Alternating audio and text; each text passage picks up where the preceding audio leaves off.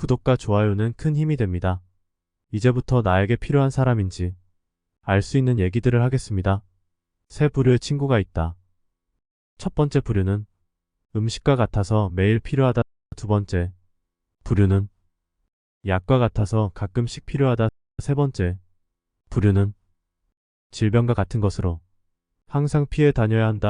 아무리 친한 벗이라도 너무 가까이 하지 말라. 친구는 석탄과 같다. 친구는 불타고 있는 석탄이다.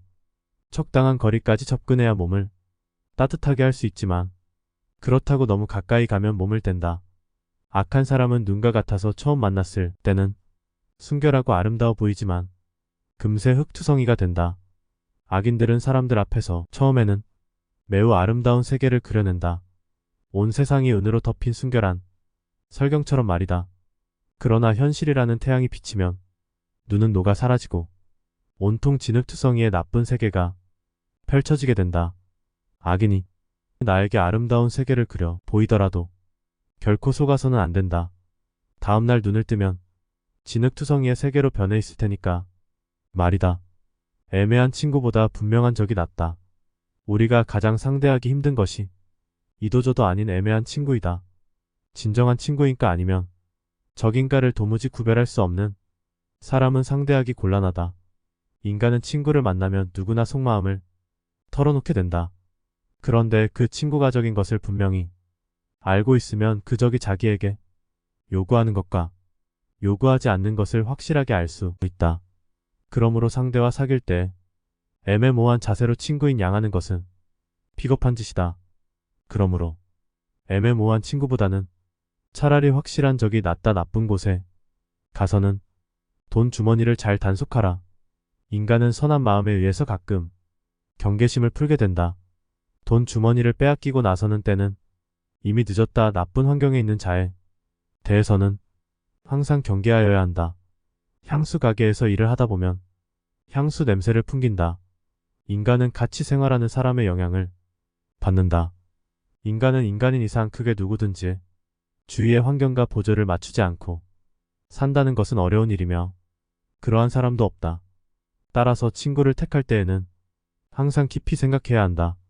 꿀을 치다 보면 조금은 꿀맛을 볼 수가 있다. 나쁜 환경에 던져진 사람은 그 환경에 영향을 받기가 쉽다. 또한 좋은 환경을 접하게 된 사람도 그렇다. 왜냐하면 인간에게는 서로 어울리려는 성질이 있으며 인간은 적응력이 강하기 때문이다. 그래서 어떤 사람과 사귀게 됐을 때에는 그 사람의 환경이나 지나온 이력들을 따져봐야 한다. 그 사람은 그가 자라온 세계나 처해 있는 환경을 척도로서 그 몸에 고스란히 지니고 있기 때문이다. 인간이 본성이 착하다는 것은 사실이다. 그러나 그렇다고 해서 세상 모든 사람이 착하다고는 할 수 없다. 아이들을 보면 그 부모를 알 수 있고 친구를 보면 그 사람을 알 수 있다. 그러므로 친구를 사귈 때에 좋지 못한 것이나 나쁜 것에 물들지 않도록 각별히 주의해야 한다. 착한 사람이 나쁜 사람을 선도하려고 해도 그 뜻을 이루기보다는 자기마저 악에 빠지기 쉽기 때문이다. 절에서 자라온 사람이나 수도원에서 생활한 사람이 신을 믿지 않거나 나쁜 사람이 되기가 어렵듯이 도박장에서 일하는 사람이 정직하기를 바라는 것은 어려운 일이다. 자기가 꿋꿋하고 올바르게 살고 가족이나 다른 사람들에게 도움을 주려면 자신부터 확고히 세워야 한다. 그러기 위해서는 우선 자신을 단단히 지켜야 한다. 손님과 생선은 사흘만 지나면 악취가 난다. 손님은 비와 같은 것이어서 적당하게 부리면 기뻐하지만 장마가 되어서는 안 된다. 소문은 가장 좋은 소개장이다. 평판이란 것은 수천 장의 소개장을 세상에 뿌리는 것과 같다. 그리고 업적을 소문만큼 운변적으로 말해주는 것도 없다. 그 소리는 넓고 높게 퍼지는 것이다. 밀가루 장수와 굴뚝 청소부가 싸움을 하면 밀가루 장수는 검게 되고 굴뚝 청소부는 휘어진다. 현명한 사람은 의미 없이 싸움을 하지 않는다. 인생을 살아가는 데 있어서 가장 큰 재산은 친구이다. 인간은 누구나 일생을 통해서 만날 수 있는 사람의 수가 한정되어 있다. 싸움은 자신의 소중한 인간관계를 줄이는 가장 빠른 방법이다. 이겨도 문제 쳐도 문제로 서로가 득이 되는 것이 없다. 싸움은 졸렬한 자기 주장이다. 현명한 사람은 자기를 주장할 때 좀 더 사리에 맞는 방법을 택한다. 감정에 끌려 자기를 주장하려고 할 때 싸움이 일어난다. 지혜로서 상대방을 설득하려는 자는 감정을 나타내 보이지 않는다. 이쪽에서 감정을 내보이면 상대방도 감정으로 맞서게 되기 때문이다. 서로가 자신의 잘못을 인정하지 않으면 진정한 화해가 이루어지지 않는다. 화해를 하려고 할 때 한쪽만 잘못을 인정하는 경우가 간혹 있다. 그러나 이렇게 해서는 화해가 이루어지기 어렵다. 왜냐하면 타협으로부터 화해가 이루어지는 것이므로 양쪽이 모두 자신들의 잘못을 시인하여 대립관계에서 벗어나 대등관계로 바뀌어져야 하기 때문이다. 그러므로 싸움을 한 사람 스스로의 잘못을 인정해야 한다. 설령 자기에게 잘못이 없다고 해도 무엇인가를 찾으려 노력해야 한다. 이것이 화해의 원칙인 것이다. 한쪽의 잘못만은 인정하고 화해가 이루어진다면 그것은 결국 그 한쪽의 잘못을 비난하는 결과가 되기 때문이다.